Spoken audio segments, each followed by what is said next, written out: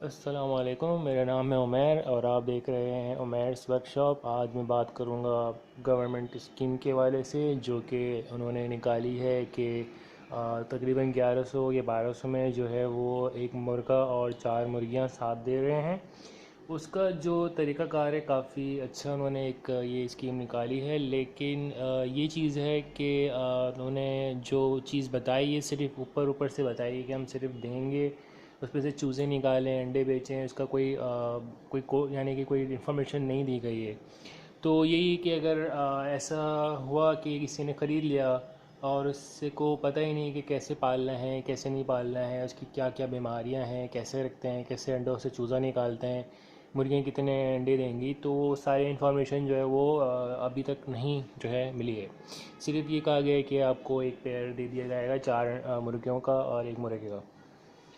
مثال کے طور پہ اگر آپ جو ہے رکھتے ہیں مرغیاں اور وہ ہر دن کے تقریباً 4 انڈے دیتی ہیں، ٹھیک ہے، تو ایک دن 10 دن کے آپ کے 4 انڈوں سے 40 انڈے آتے ہیں اور مہینے کے تقریباً 120 انڈے اگر آپ بیچتے ہیں 10 روپے کے حساب سے بھی تو تقریباً آپ کے بن جاتے ہیں 1200 روپے۔ تو اگر آپ مثال کے طور پہ 120 انڈے آپ کے آتے ہیں، ٹھیک ہے، تو مثال کے طور پہ آپ نے 10 روپے کا انڈا سیل کر دیا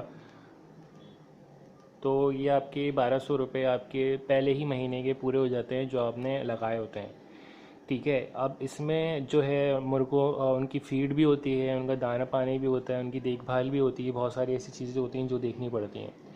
اب دوسرا آپشن یہ آتا ہے کہ پھر جیسے جیسے آپ اپنی جو ہے وہ کھیت بڑھاتے جائیں گے، آپ کی اس طرح کی ارننگ بڑھتی جائے گی، لیکن اس کے ساتھ ساتھ ان کی فیڈ بھی ہوتی ہے، ان کی دیکھ بھال بھی ہوتی ہے، ان کی بیماریاں بھی ہوتی ہیں، ان کے انجیکشن بھی ہوتے ہیں، تو اس کی بھی انفارمیشن پر آپ کو دیکھنی پڑے گی۔ اور یہ ایک اچھا طریقہ ہے کہ اسٹارٹنگ بیسک میں جو ہے ایک پیئر دے دیا جاتا ہے، اس میں پھر انسان جب اس میں کرتے کرتے کرتے کرتے ایک اس پہ پہنچتا ہے ایک مقام پہ کہ ہاں بھئی اب بڑھا سکتے ہیں، ہو سکتا ہے میرے سے یا نہیں ہو سکتا۔ تو یہ بھی ایک اچھی کوشش ہے، اس میں جیسے جیسے انسان کا ایکسپیرینس ہوتا جائے گا اس کو پتہ بھی چلے گا کہ ہاں مجھ سے ہو پائے گا یا نہیں ہو پائے گا۔ جو مرغیاں جو ہے اگر بیمار ہو گئے ہیں تو ان کو کون کون سی دوائیاں لگتی ہیں۔ اس کی بعد آتا ہے کہ اگر مثال کے طور پہ اگر آپ انڈے نہیں سیل کرتے ہیں، ٹھیک ہے، اس میں سے آپ مرغے جو ہے مرغہ مرغی دونوں جو کپلس ہیں ساتھ ہوتے ہیں تو فرٹائل ایگز آتے ہیں جن میں سب اس انڈے میں چوزہ ہوتا ہے۔ اگر ان انڈوں کو آپ میں سے چوزہ نکال کے سیل کرتے ہیں تو ایک چوزہ جو مصری کا ہے وہ 20 روپے تک کا سیل ہوتا ہے، ٹھیک ہے۔ تو 120 کا مطلب ہے کہ ملٹیپلائی بائی 20 تو آپ کے بنتے ہیں 2400 روپے مہینے کے۔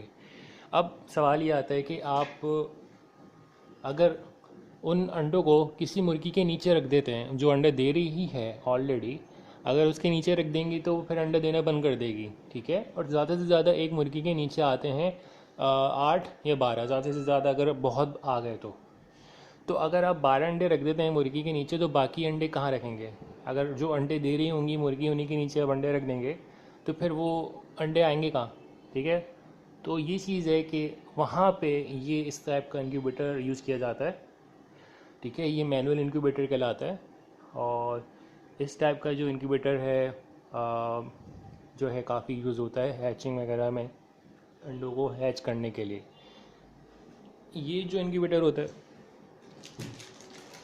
اس میں جو ہے 50 انڈے اوپر آتے ہیں، 50 نیچے آتے ہیں، دن میں 2 سے 3 دفعہ انڈوں کو پلٹنا ہوتا ہے اور نیچے کی طرف پانی رکھنا ہوتا ہے، بس یہ 2 کام کرنے ہوتے ہیں، باقی جو ہے آٹومیٹک ہوتا ہے، یہ کنٹرول کر رہا ہوتا ہے اندر جو 2 بلب لگے ہوئے ہیں، 2 فین لگے ہوئے ہیں، پوری کی پوری انکیوبیٹر کی ایک ہیٹ ہوتی ہے، یہاں سے وہ کنٹرول سینس کر رہا ہوتا ہے اور پھر اسی کو پھر وہ بن آف کلوز آن آف کر رہا ہوتا ہے۔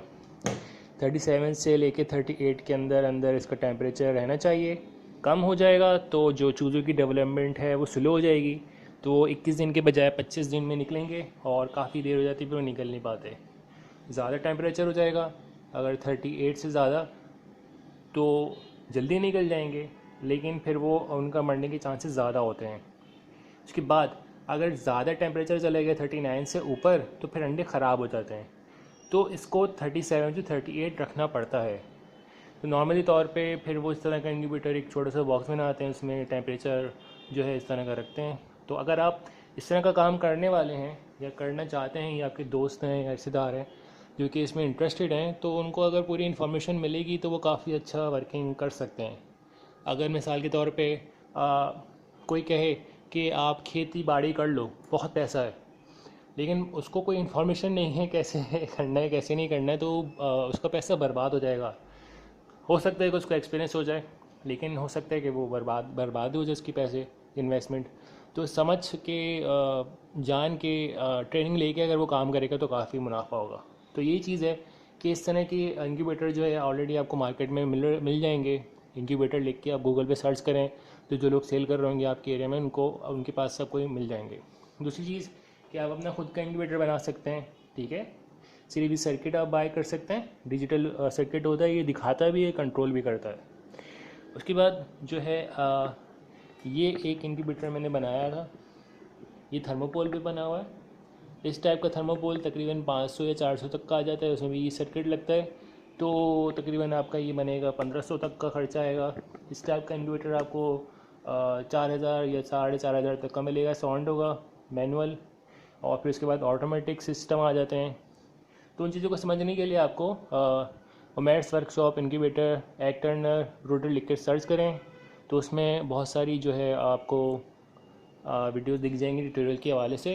اس کے علاوہ اگر آپ اردو یا ہندی میں دیکھنا چاہتے ہیں انفارمیشن کی کیسے ہیچنگ ہوتی ہے، کیا کیا ٹیمپریچر چاہیے ہوتا ہے، کیا ہیومیڈیٹی چاہیے ہوتی ہے، کیسے انڈوں کو ٹرن کرتے ہیں، پانی کی ہیومیڈیٹی کیسے بڑھاتے ہیں، کم کیسے کرتے ہیں، تو اس کی پوری انفارمیشن میں نے پلے لسٹ میں بنا کے اینڈ میں ڈالی ہوئی ہے. ٹھیک ہے، اس کو بھی آپ دیکھ سکتے ہیں، یا ابھی اوپر لنک آ رہا ہوگا، اس کو آپ کلک کر کے ابھی پوری کی پوری انفارمیشن دیکھ سکتے ہیں.